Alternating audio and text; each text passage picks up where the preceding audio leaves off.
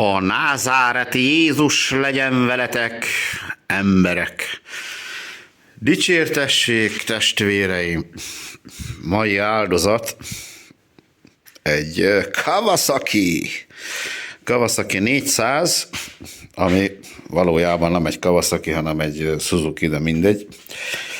Na, őnála az a baleset történt, hogy emberünk kente a szántáson, vetésen, tárcsázáson, nem tudom hol, és egyszer csak azt mondta a mocorgó, hogy ennyi volt, komám, én megálltam, és úgy került ide. Ők már természetesen szétszedték. Imádom, amikor szétszedtek mindent, azt hót hülyék vagytok hozzá. Tisztelt a kivétel. Na mindegy, szétszedték, jobbra-balra méregettek, meg endoszkóppal, meg minden fasszal belenéztek a hengerbe, a gyertyanyíláson keresztül, meg mit tudom én, azért fel vannak készülve a srácok, csak ugye tudás kéne hozzá, nem kandikamera, mert a kandikamera az kevés, tudás kell. Na, végül is megállapították a problémáját, mondjuk nem volt nehéz megállapítani a problémáját, mert gyertyával, illetve gyertya nélkül is ugyanolyan fordulatszámon pergett eme csodálatos fűtengely, amikor önindítózott az emberkém, tehát megállapították, hogy nincsen kompressziót, aztán megállt a tudomány sehova tovább, ezért került ide hozzám. Egyébként ők nagyon nagy mókoló emberkék, azt hiszem egy 3 testvérpáros, mindenféle terep, motorjuk van, meg szöcskéjük, meg minden is van, és nyúzzák őket a határban. Az egész dolognak a lényege, hogy ténylegesen, amikor itten megállapítottam én is, hogy ebbe bizony lehagyták a kompressziót. Így csináltam nála egy olyat, ugye köztudott, nem nagy titok, ugye felrakja az ember magába a gyertyanyílásba a hiper, szuper kompresszió mérőt, és akkor mér nála egy kompressziót, ugye teli gáz, ugye itt van, hogy Suzuki, tehát nem Kawasaki, be kell húzni hozzá a kuplungot, érted? A Suzuki-nek kell csak behúzni a kuplungot, meg a blokki Suzuki, nem mindegy, de azért Kawasaki van ráírva, és akkor is elkezdtem rindítózni, és akkor ilyen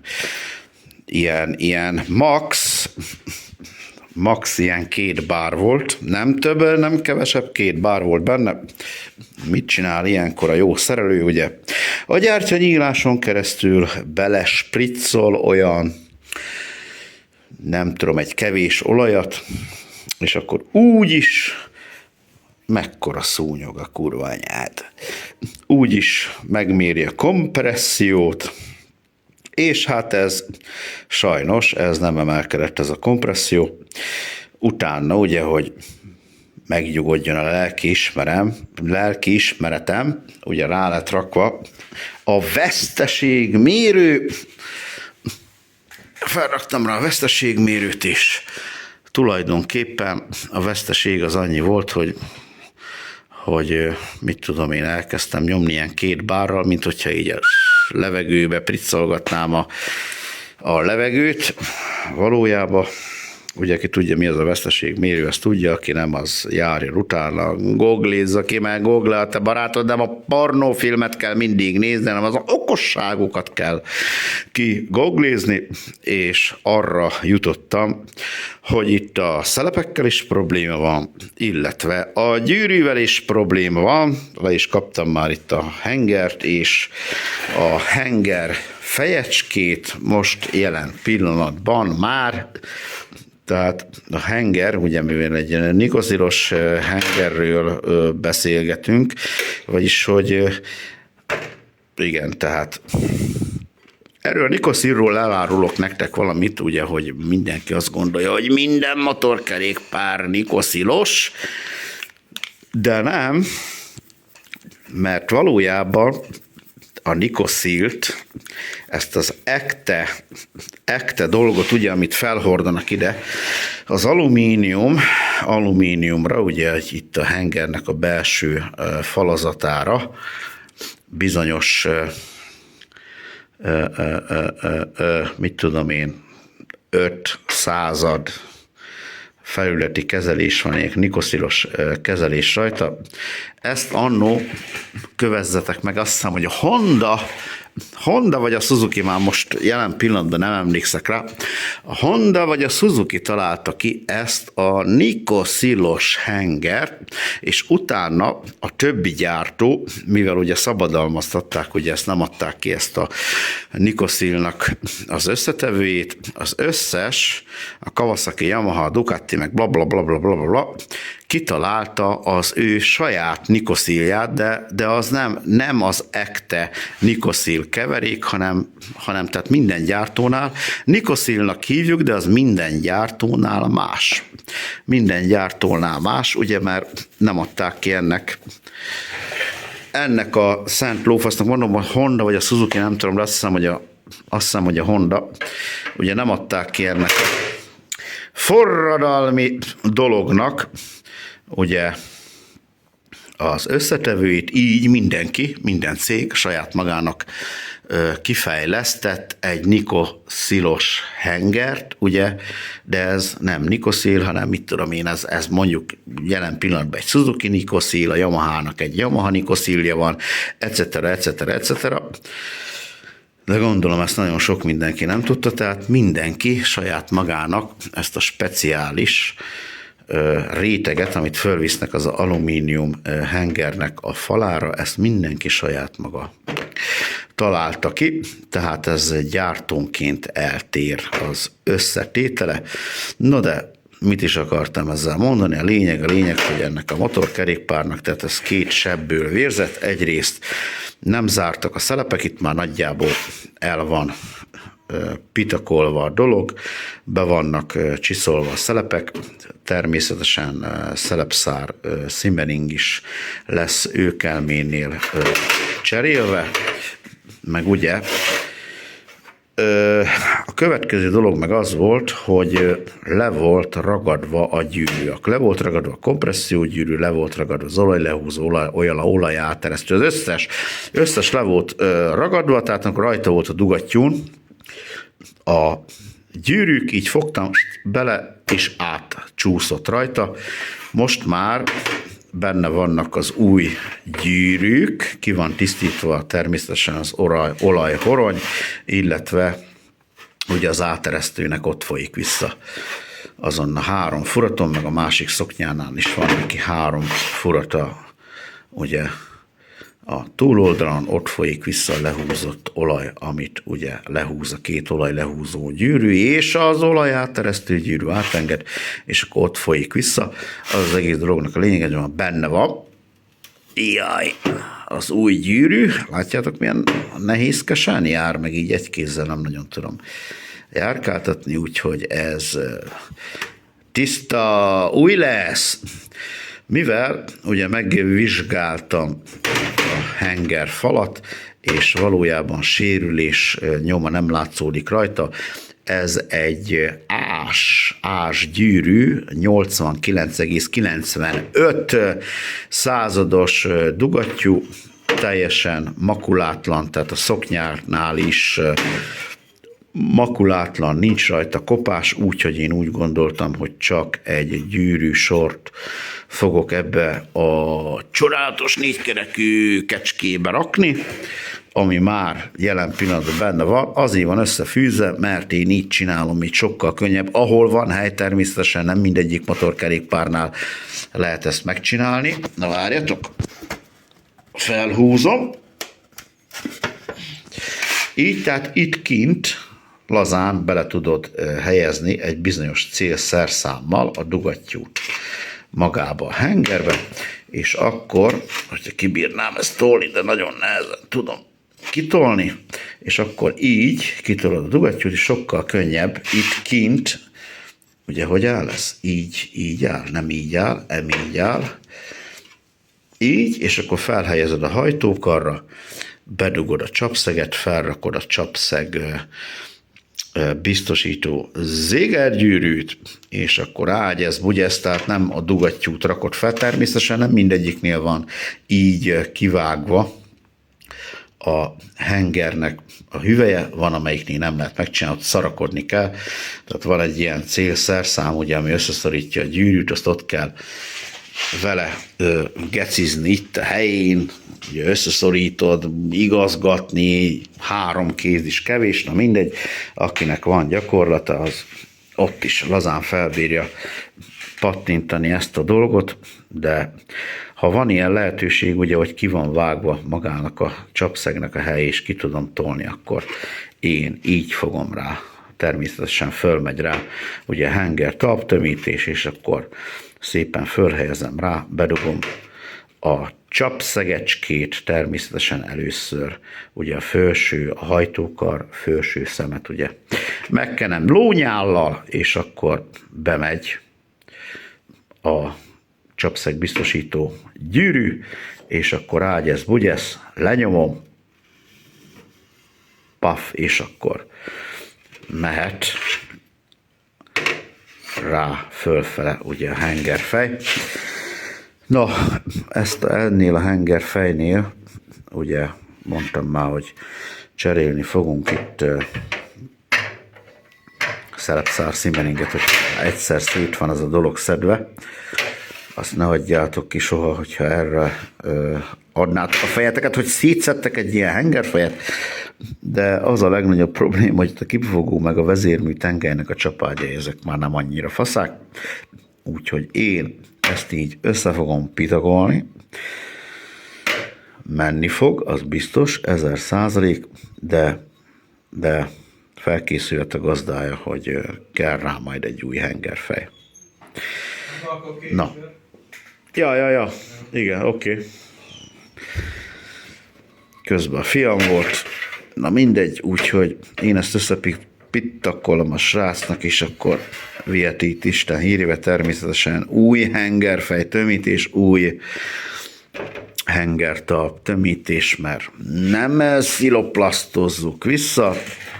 Ugye meg itt, hogyha nagyon szakos akarnák lenni, ugye akkor mind a 4 tőcsavart ki kellene cserélni, mert ugye ez egy rugó valójában, de ezzel én nem foglalkozok. Ez megy vissza a picsába, ezzel is spórolunk vele, mert mondom, ez a hengerfej, ez nem sokáig fog így menni. Tetszik látni, ott a csapágy miatt. Maga mondjuk a vezérmű tengelynek ugye a csapágyazási része, azok szépek a tojások, nincsen kipikkelyezve, makulátlan. Úgyhogy ezzel nem lesz probléma, de mondom, a hengerfejni itt az első csapágyazás mind a 2 helyen nem ilyen szép fényes, mint ugye itt hátul. Úgyhogy ennyi. Meg még az benne az érdekesség, hogy ezeknél ugye dekompresszoros ez a motorkecske, ezt is megmutatom. Ugye itt van neki a kipufogó vezértengelye, és ezen egy röpsúlyos dekompresszó található. Tehát ezt az éket, hogyha elkezd igazán, nem tudom mennyivel, 800-zal forogni, akkor azt az éket, hogyha jó megfognám, azt az éket elbírja fordítani. Tehát ez az alaphelyzete, ilyenkor a jobb oldali, mert ugye a kipufogó vezérmű tengely így helyezkedik el, ugye erre van a front, így helyezkedik el. Ez a 2 kipufogó szelepből az egyiket ugye munkaütemnél nyitva tartja, hogy ugye egyrészt könnyebben induljon, másrészt az elindító átbírja forgatni ezt a fostalicskát, és amikor megjön a fordulat, van itt egy ilyen röpsúly, rugó ellenébe, ott van a rugó, és ahogy megjön a fordulat, ez a röpsúly kiröpül, súlyánál fogva, és azt az éket éket elfordítja, és akkor már, amikor alapjáraton jár, ő már nem fogja benyitni a kipufogó szelepet, és az az érdekes az egész dologban, hogy ennél, ugye ez így áll, erre van a front, mint már említettem, ugye általában ezeknél, a dekompresszoros motoroknál, ugye itt a dekompresszor szelep, amit benyom, az szokott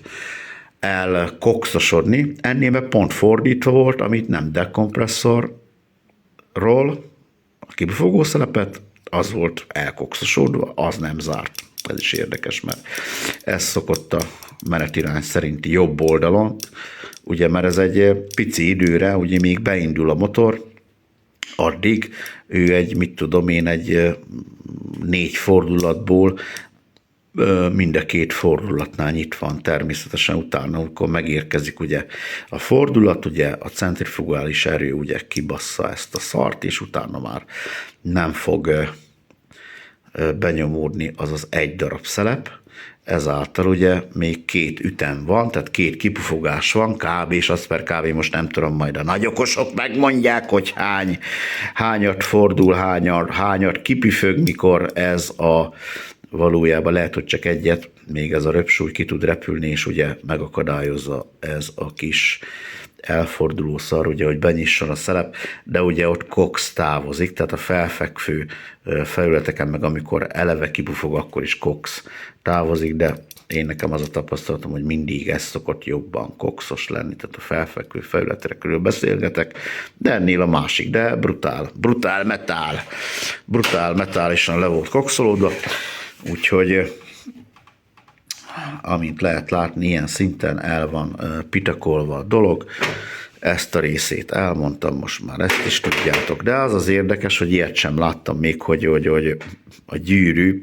Itt az lehetett, hogy ez a motor szerintem sokáig állt, a gyűrűk ugye leragadtak, és utána elkezdték használni, utána még ugye a szelep sem zárt, és azért állt meg a motorkecske, mert menet közben olyan nincsen, ami használva van, hogy leragadjon a gyűrű. Ennél meg totál metál le volt ragadva, tehát én ilyet még nem láttam, hogy egy használatban lévő motorkerékpárnál leragadnak a gyűrűk, de az összes le volt ragadva, tehát mind az 5 gyűrű le volt ragadva, míg mielőtt bele nem kötnétek, 5 gyűrű van rajta, 2 kompressziógyűrű van, 1 tűzgyűrű, 1 kompressziógyűrű, 2 olajlehúzó, meg egy áteresztő, csak azt ugye 3-nak szokták izélni, mert a 2 olajlehúzó, meg az áteresztő az valójában egy dugattyú horonyban van, de ugye 3 gyűrűsnek szokták mondani, de 5 az valójában. Na mindegy. Úgyhogy ezt a bűncselekményt fogom ennél a Kawasaki KFX 400-asnál elkövetni, utána meg majd meglátjuk, hogy a karburátorral mi újság van egyébként. Ezt a gyertyát már én raktam bele, ugye megnézem, hogy van-e szikra, de mutatom, hogy ilyen gyertya volt benne. Ne bassza már meg a kurva Isten, érted, hogy egy szájba baszott gyertyát nem cserétek ki. Ez mi már? Ez 1956-ban, aminek most lesz az évfordulója, munkaünnep lesz, hát Laci a munkaünnepén is dolgozni fog, ugye az 56-os eseményeknek lesz most a fordulópontja, tehát ezt kb. Akkor rakták bele az őseink, érted, ebbe a Kawasakiba. Természetesen ez csak vicc, mert azt hiszem, hogy nem tudom, így ránézésre 2005-ös ez a gépsárkány, teljesen mindegy, úgyhogy ezeket a részeket meg fogom nézni, természetesen majd a szelephézagot is be fogom állítani. Még mielőtt ugye szét nem lett szedve, néztem a vezérmű láncot, az mukszik, jelen van, no problém vele, úgyhogy majd meglátjuk, hogy a karburátor mit muzsikál, de ugye nekem ennyi a feladatom ezzel a KFX 400-as Kawasakival, hogy oldjam meg, hogy ez legalább menjen úgy, hogy élvezhető legyen ezzel kecskézni a vetésen, ugye a földművelők nagy örömére. Na, úgyhogy ennyi volt ez a kis pofázásom. Köszönöm, hogy néztetek, sziasztok!